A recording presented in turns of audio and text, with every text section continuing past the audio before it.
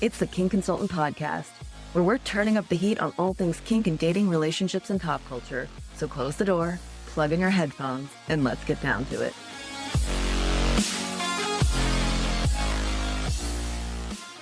Hello, and welcome to this week's episode of the Kink Consultant. I am delighted to be joined by a friend and one of my favorite content creators, and I don't say that lightly, one of my favorite content creators, Nick the Forge Bear. That is how I refer to you in my head. What do you go by? Most everybody just refers to me as Nick. So you are a storyteller of all kinds. You are on multiple platforms, but let's talk about Quinn. You started with them last year. I think it's been about a year and a half at this point, yeah. Tell us what Quinn is. The elevator pitch I like to use is that Quinn is Netflix for smut, for erotica, when it comes to audio. It is a platform that really enables people to investigate and appreciate their fantasies, maybe discover new things about themselves, and do it from both the comfort of their own earbuds, but also in a way that is far more intimate than a lot of other erotica presents itself.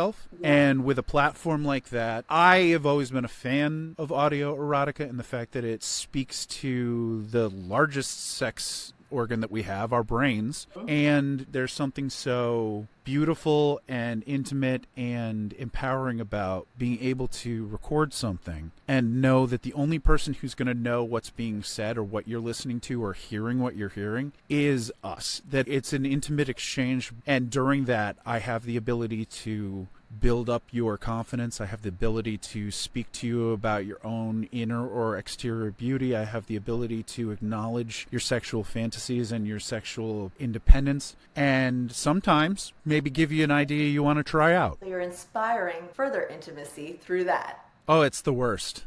Oh, it's the worst. What a terrible job. How do you do it? I get that comment a lot. I get a lot of, leave some of them for us. And I'm like, oh no, I'm not on here for me to get anything. I'm on here for me to plant the seeds that will be carried out into the world by other people. And those other people will act upon their impulses and know what they want and know how to talk about what they want and how to get it. So many things you've just said. I'm like, yes, talk about what you want. Learn how to get what you want. Inspire. Do people tell you like, oh my God, you opened up my world, you changed how I view sex? Like, do you get feedback like that? There's always going to be a mix of feedback, right? You're always going to have certain people who are like, oh, this is amazing. Oh, that's a little cringe. Oh, this, oh, that, or the other thing. But the stuff that resonates the most with me is when I do have people coming to me, when I have husbands who are like, my wife told me this was my homework, and so I listened to this audio that you did, and I just wanted to say thank you because it reinvigorated our intimacy. Or, oh, this gave me an idea that I'm not the only one who likes this, and so it's okay for me to... Oh, my goodness. The conversations alone about stuff like female masturbation, like talking about oral predilections, or being with the idea of there being a delay in gratification for any penis owner. These are conversations that don't have commonplace, but if you sneak them in to entertainment, real sneaky-like, it starts something that oftentimes has a tendency to catch and influence people in the right way, and usually towards their benefit. So a lot of my favorite conversations, a lot of the conversations that keep me punching the clock of audio porn, as it were, is the conversations where it's like, you helped, you educated, you inspired. You made it so that I had to get home and just pounce on my husband. And I'm like, I'll count that as a win. I'll count that as a win. Fucking win, for sure. Sex is happening because you're out here doing your job. Good sex is happening because you're out here doing your job.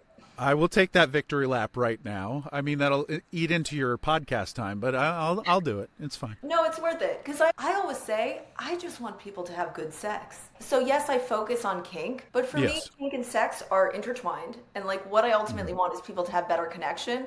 But, you know, the quick and dirty way to say that is good sex. You're out here doing it. Absolutely. I have a follow-up question for you. I want your origin story, because ultimately I want to know, did you start by calling yourself an educator? And we've talked about this before. When I came on your Wednesday Live, Like the term educator, that's a big title to carry. It is. My formal training was in psychology to begin. I'm still expanding my knowledge, right? Because as any educator will tell you, that if they're not constantly trying to inform themselves, then how are they supposed to provide the best information for those people who put themselves in your care? Whether you want to refer to them as students or whatever. But educating, informing, counseling, I know that I blanch at the term influencer because I think it's one that gets thrown around too often and has really conformed to some oddities when it comes to the internet age. But I appreciate being an educator and a instigator. I will do something to elicit a response to make you think about something in a way that you may not have before. And usually with education, we have the classroom setup. Even take it so far back as the Socratic amphitheater, where you stand at the bottom and your voice resonates throughout the hall. Being that person and being able to speak to people who are looking at you, that are taking it in, that are making opinions on the spot, is a lot different than we find ourselves in right now, being digital educators, where we're talking at a camera, right? Not knowing who's going to pick up, who's going to be watching the video or flip by it too quickly. And so we need to be able to take that as an opportunity, one, to make the most informed and educated statements possible, but two, do it in a way that doesn't alienate the listener or viewer, because oftentimes nobody likes being talked down to. Everybody has a favorite educator, but everybody also has a least favorite educator, and I want to fall somewhere closer to the former and not the latter. I read constantly. I'm constantly listening to podcasts. I'm constantly listening to audiobooks. I'm constantly trying to take more and more in. And that started at a very early age, where on very quiet and lonely afternoons at a very large library, which is why I call the communities that I form libraries, I found myself in the sexual health section out of pure curiosity. And before I knew it, I was not simply being, titillated by the information, but I started gathering it and started making the connections and started looking at it from a perspective of, these are the base practices of a civilization, a society, and a species that really has the ability to better itself through these intimate interactions and better understand everyone through these intimacies and being frank and honest about them. So I don't take educator lightly. I don't think you do either. But I'm honored when people inform me that I am one. And when they ask me if I am, I simply say, I am an educator in progress. I am working on it. I am trying to make sure that no matter what conversation we have, that we both step away from it being a little bit better than where we started out. I like educator in progress. I do an Ask Me Anything Monday on Instagram, and I let people ask me questions, and you give a 15-second response. And then sometimes Instagram's like, this story did well, post it as a reel, and you don't edit it, you just put it up. And I did that recently about brats, and I called out Ian Doms. What I hate is some of my most inflammatory, least educated videos that I just threw out. I was like, oh, that was funny and true, end up being some of the most popular. So that's another piece of the social media thing. It's like no one's worried about how well informed or educated I am at the forefront. It's only as that message penetrates that you have to be concerned with, well, where did this person learn it? And now I have to go back and make kind of an apology video, which is I'm too late in doing, but I will still do, of, hey, I didn't want to skip over the fact that you need to negotiate being a brat before we get to this stage. It's mixing in the message of consistently pushing negotiation and all of the base things that sometimes I take for granted. And then also being informative and catching. One of the things you said is you don't know how long they're going to watch your video for. It could be 5 seconds. We live in the age of flash in the pan information, where you and I are battling uphill.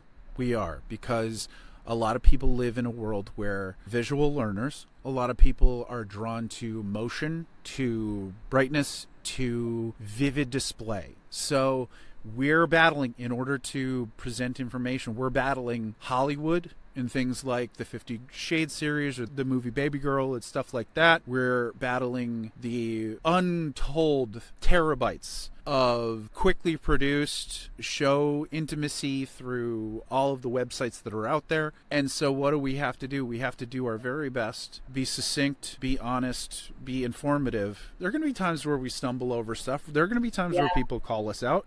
And it's moments like that where we have to be capable of being like, okay, you know what, though? I'm human. But so are you. You want to call me out on my behavior, that's fine. But you said it yourself. Facing fake doms is a situation that if I had a nickel for every single time a fake dom told me that safe words were unnecessary, I wouldn't have to work anymore. Yeah. Because I would own a mansion and a yacht and a base on the moon. We're working against the toxic sexualities. We're working against the uninformed who are so longing for that connection and thinking that the only way to have that connection is for them to completely and utterly control it so that they can say they won. You know, in a very strange way, but they're trying to say that they won. Because there's a perception through performative sexual acts on the internet, there's a perception that there's a way of winning. And whether that be to be the first one who has an orgasm or whatever exists in their minds, it's something we're working against. And hopefully we'll win the battle, but it's uphill. That's an interesting perspective because maybe it's from the female perspective. I've always felt that a dom is like they feel the fake ones, it's like they found a cheat code. That's what I feel is happening. They're like, oh, this is a cheat code to getting what I want. But to your point, getting what you want is their version of winning. It's whatever they've put the prize on. Like whatever they think the prize is, they're deciding it's sex. Having someone acquiesce to their demands, having someone willing to get completely naked. I mean, there is, for fake doms, there is a lot of mental territory and egotistical real estate that is gained by being able to tell somebody to get on their knees and give them a blowjob, right? That in and of itself is considered what? It's considered a dominant, a powerful, a controlling position by a lot of men, whether they consider themselves doms or not. There is subcultures of the uninformed sexual individuals out there who are like, this is the height. There are people who are like, I collect videos of all of the people that I've received blowjobs from. And you're like, but what did you do for them in return? Oh, nothing. Why not? Well, wasn't that enough for them? And you have to take pause and you have to look at it and you have to go, okay, this is what we're working against. This is what we're trying to counter-educate. All right, Kinkster, let's talk about pleasure. Not just mine, yours too. If you're enjoying this episode of the Kink Consultant, I need you to do me a little favor, and I promise it'll feel oh so good. Take a second and give this podcast a 5-star rating. Just imagine your finger sliding all over that 5th star, pressing down, giving it exactly the kind of attention it deserves. Yeah, that's it. And you know what happens when you do? I get all hot and bothered knowing you're out there, showing your appreciation. Plus, every time you leave a review, a naughty little brat somewhere gets that spanking they've been begging for. So be a good listener and tap that star, won't you? Thanks, love. Now let's get back to the fun.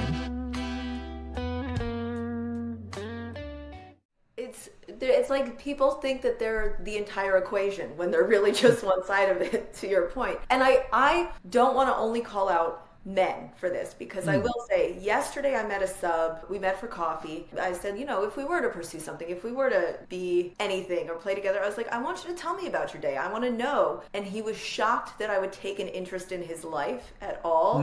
So like I dug in a little bit and I just realized, wow, this is happening. A lot of people are taking the dom title and the keyword there is taking. They are take and forgetting that it's a symbiotic relationship. You can't just take from someone and expect them to just give. And for some people, sure, that's their kink, but even more so then you should know what's going on in their lives, in my humble opinion. There's this lack of understanding, I feel like, because I've encountered this as a dom myself. I don't need to inform him. He'll just know. I can spring it on him when he's not expecting it. This will be okay because there's that assumption that dom space is full time. This is not, I am not dealing with somebody with emotional equity. I'm not dealing with somebody who has empathy, who is approaching me with sincerity. This is daddy. This is master. This is sir. This is ma'am.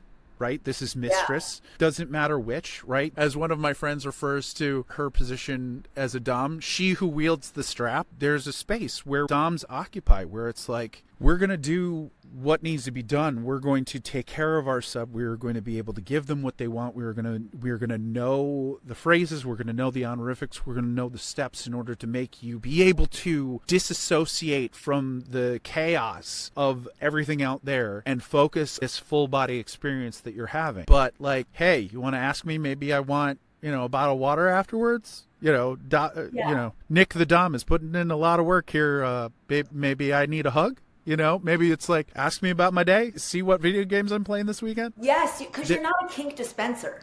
In both regards, it's a matter of recognizing the sexual symbiosis that exists, right? And being able to realize that we both feed off of and are feeding the needs, the desires, the fantasies, the people that we are interacting with. Listen, you can have a scene with one play friend, you can have a scene with 14 play friends, but what you're going to do is you're going to approach it with honesty, sincerity. You're going to trust those people you're with. You're going to just drop all of the extemporaneous bullshit that you have to carry around in order to work your 9 to 5 and so on and so forth. You're going to leave all that behind, and you're going to be this honest, pure version of yourself who's seeking to provide and receive pleasure. And that can extend beyond the scene. So it just trying to handle that in a healthy framework is a little bit difficult sometimes and tricky. How do you vet your subs or potential play partners? What's your vetting? Oh, it can be varied. There can be phone conversations that take place beforehand. I had one person who was more comfortable with email correspondence. It's depending on what the sub's looking to receive. Some subs are looking for somebody to sex them. Some are looking for purely phone sex. Some are looking for, in the digital age, you have the ability, you have the flexibility to kind of like approach those different things and really encapsulate them and genuinely do it at what time and in what space is most comfortable for the sub. But I like to be exceedingly thorough. I ask a lot of questions. I approach it from almost a clinical mentality or standpoint when it comes to understanding, what are you looking to get out of this? What are your key fantasies? What are the things that entice you? What are the things that make you recoil? We talk about it. Yucks and yums, the green lights, the yellow lights, the red lights. It's, where are your boundaries? This is a question that sounds like I'm in a job interview, but what are you hoping to accomplish? One sub wants to be hunted through the woods, to be caught, to be taken, to be, and this word might make a couple of people blanch, but to be bred, to be owned. But for it to be done by someone they can trust, somebody, this is possibly my emergency contact. Who you calling to pick you up from getting your dental work done? Oh, my dom. Wait, what? But it is. It's that finding somebody who you can trust with those levels of intimacy. Trying to find somebody who, because we live in such a disconnected world, that being able to find someone who can keep discretion when it comes to the things that you hold most close to your chest is difficult. But when you find somebody like that, it's rewarding. So I am very just funny to say, given my predilections, I'm very gentle about it. I take an approach of asking a lot of questions, doing a lot of comfort, talking through breathing exercises. I've done the coffee sit-downs, I've done the phone calls, but it always is a couple of very large and involved conversations. And then the first session is always something that's very subtle and slow and intentional and communicative, because the potential for that being involved and rewarding is infinite. Yeah. So long as the schedule's wide open. But the lead up, it's giving your hand, it's placing your physical well-being in the hands of a stranger. I would like to think that all doms take that very seriously. I think that's probably how I'd define a real dom from a fake dom, is taking that part seriously, building that trust. And you mentioned, this is something that it took me way too long to learn. The first session is just sort of like a progressive part of the vetting process, because you shouldn't go from 0 to 100, because 100 could be something you don't want. And I'd rather catch it at 0 to 20 and be like, actually, I wasn't so into that part. And that is something that I learned More in my 30s than in my 20s. I will say that. Well, I mean, and that doesn't that just kind of speak to sexual education when it comes to Yes. the by and large? But yeah, it's a journey that we all kind of take. It is an understanding that we all kind of reach. And that first session, it can be a nail biter. I had a sub who was 5'1", right? 100 and something pounds. This had certain issues with musculature and disability. And so we were kind of like, we were talking our way through the thing and very nervous, but I had done my very best to do what I always do and ease our way into the butterflies, the shakes. I was a nervous wreck through session 1 because I'm like, okay, we're going to take this nice and slow. We're going to go 2, 3, 4 real quick pumps. And we're going to go nice and we're going to go shallow. And then maybe we'll work a little bit more in. Like, how are we doing? And I'm sitting there going, I feel like a swim instructor. I feel like I'm holding a human being in the water, and I'm like, okay, I'm gonna let go now. Funny enough, this is a person who we ended up developing quite the interaction. We had quite a few sessions, and they got more progressively more impactful, both psychologically but also physically, and it was like it got to a point where there's these conversations about, I want to be able to call you this, I want to be able to do that. I found myself in that situation starting out being like, I just want to do a good job, and please leave me a very good Yelp review after. And then that individual, it was about 9 months later, being like, I want to have a CNC scene. I want you to just push open the front door, tumble through the living space, tear my clothes off, throw me up against surfaces, and then it's like, growl at me. I want a couple of bite marks on me after. And that's the progression. If you move slowly, if you move with respect and with communication, subs, doms, everybody's going to come away from the situation, switches, everybody's going to come away from the situation feeling more and more emboldened, but also because of that level of comfort and trust. Yeah, you're literally, the word I thought of is you're empowering your partner. If the more slow steps forward, both people end up more empowered. Did you know going in she would ever ask for a CNC? No. This was somebody it was so funny, and I'm sure you can relate to this. It was somebody who was like, oh, I'm very vanilla.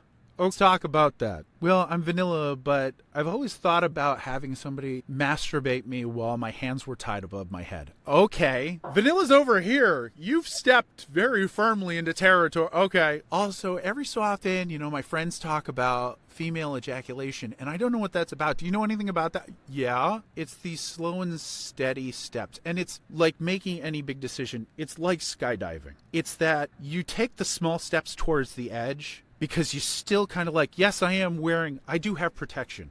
I do have this sense about it, but I'm getting closer and closer to this thing that my brain is panicking about. But if I'm comforted, if I'm reassured, if I am built up as a person with my own independence, then I'm going to feel more and more comfortable getting closer and closer to that edge and eventually jumping out without a fear of actual danger. Even if the eventual is the implication of danger, right? It's the CNC scene. Going from I'm a vanilla sub to, to somebody who didn't really know the implications of the word sub or what it meant, to I've always had this fantasy about a man of your stature taking me almost violently and doing what they wanted to with me. So you're like, okay, but also we can do a CNC scene, but I also know what toy you like, where you like it. I'm going to be able to incorporate that into it without verbally communicating, knowing if anything goes wrong or you get in your head about something or you end up having an anxiety attack, you're going to be able to tell me or indicate to me you're going to have a safe sign, you're going to have a safe word, and we're going to be able to roll that down to 0 miles an hour real quick. It's human connection on probably the most beautiful and most anxiety-inducing of levels. It's rare that I am speechless. Truly. Like, I always have something to say. And what I'm going to say is this now. This is why you're one of my favorite creators. Because you're not just a storyteller. No, I know, I'm going to fangirl for a second. Allow me. First of all, your ability to build your analogies and visual world creating of the way you just seamlessly explained and went from skydiving to kink and how I perfectly understood those two, top notch. 100%, 5 gold stars. And it seems small, but I don't think you understood what you just said. The thing about it, though, is that, right? We're these beautiful, complex perfectly imperfect beings, right? Who live in a world where we got to pay taxes, we got to do the 9 to 5, we got to make sure that we know exactly where we're getting the next meal from, and navigating the social graces of the world at the same time. We comfort ourselves with stories. We comfort ourselves with the fantasy, with the removal from the reality. But being able to be a storyteller and an educator at the same time, educating through the story, having a quote unquote moral to the story, is kind of the icing on the cake. I know, that we, from day to day, we face chaos and uncertainty, and we don't know sometimes how the day is going to end. But being able to, at times, just be able to remove ourselves from that and be able to be comforted by it, and we do that both through the fantastical, through quote-unquote the nerdy shit, through sport and physical activity and all these other things, but we also do it through sex. Yes. We're able to recenter and recalibrate ourselves through sexual gratification and pleasure. I'm also still thinking about everything you just said, the way you sprinkled in safe words, the way you sprinkled in someone else's pleasure into that. Those are the building blocks to a great scene, knowing those things exist and having spent time learning them and how to use them.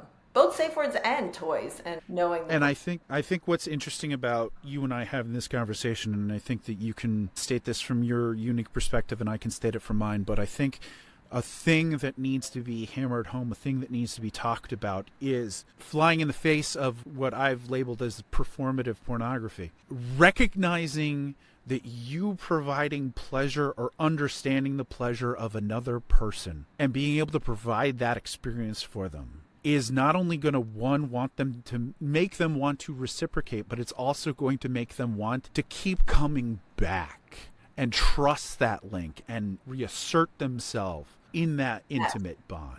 It's not a one and done. It's not a wham bam, thank you, ma'am. It's a constant growth that keeps pulling you back in the best way. Maybe I'm speaking for myself. The wham, the bam, and the thank you, ma'am has never been as wonderful as everybody makes it out to be. It's too much of the assumption, not enough of the actual practice. And we build better as people when we're allowed to not be weighing our fuck impulse against our fight impulse and our flight impulse. You know what I mean? I should be capable of trusting somebody who is not only naked with me, but is handling the most delicate parts of my anatomy. I know, you are quite literally exposed and vulnerable. I mentioned before this subsect of penis owning culture where it's like, my ultimate goal is to rack up blowjobs from people who are willing to give them to me. I want you to pump the frickin' brakes and think about the fact that you have now put your penis in somebody's mouth, and that you're taking your life into your own hands on that one. What is the connection? I might be saying to a sub, on your knees, open your mouth. But if I am doing that, is it because I want it, or is it because it's something that I know that they want and they incorporate it into the sexual experience? As a dom, you have to be willing to understand the perspective of the person on their knees as much as you understand the persona of the person standing above them. Because if you're not willing to understand both of those angles, all you're going to be is the guy who wanted me to suck his dick. That's how you're going down in the group chat. It might have felt good now, but think about the evisceration you're about to have on iMessage. I'm sorry. Just wanted to add a bit of levity to that, because that's like What? everything you said is true. I sent you a text and your phone lit up and it was just the number 3 and the little squirt emoji. What does that mean? Oh, we're far more complex and beautiful individuals than that. We are far more messy at times, just stunning. And the fact that people oversimplify, especially when it comes to sex, is mind-numbing. It is truly shocking. The yarn we would have to unravel, like to go back and find out where that comes from, is too much for today's episode. Okay, I have one last question for you. I ask a lot of people this, and I'm really interested in your take. What advice do you have for someone who's kinky and they want to explore it and they just don't know where to start? Find people like you and I, Amanda. Do your research. I started mine at an age where I was in a puritanical space where sex was not to be had unless it was for procreation, where we did not talk about that. We did not engage in that conversation, and I had to go out on my own, and I had to find the information, and I was nervous, and I was constantly worried that a librarian was going to stumble across me. What are you doing here? The information is there. There are sources. The Hirschfeld Institute of 1919, the Kinsey Institute, the Somatic Institute. These are places that you can investigate. Places like OMG Yes. There are sources that exist. You can do it digitally, so you do have that removal from it. You know, your podcast. You provide information, you introduce people to other sources that you yourself have vetted. In this situation, you are the information dom. I'm just saying, trust your gut. Don't be afraid to ask questions, and look for sources that make you feel both welcome and like you are not an oddity. You are a beautiful person discovering themselves and finding out who they want to be and how they want pleasure, and recognizing that that is a fundamental part of your experience on this earth. That is amazing. So, if like me, you are obsessed and want more of Nick, you can find Nick on TikTok, which is where I first discovered him, as Nick the Forge Bear. On Instagram as Forge Bear Creations. Then he has an extremely active Patreon that you should check out. So it's patreon.com/Nick the Forge Bear. And that's N-I-K. Important note. If you find him in one of those places, you'll find him everywhere. Thank you so much for joining me, Nick, today. I look forward to hopefully being one of the first guests on your future podcast. I'm going to hold you to that. Anytime. All right. Thanks so much. Have a good one. If you enjoyed this episode, don't forget to subscribe, leave a review, and share it with anyone who might find it interesting. And if you have any questions or topics you'd like me to cover in future episodes, feel free to reach out. Email info@thekingconsultant.com. Until next time, keep on kinking on.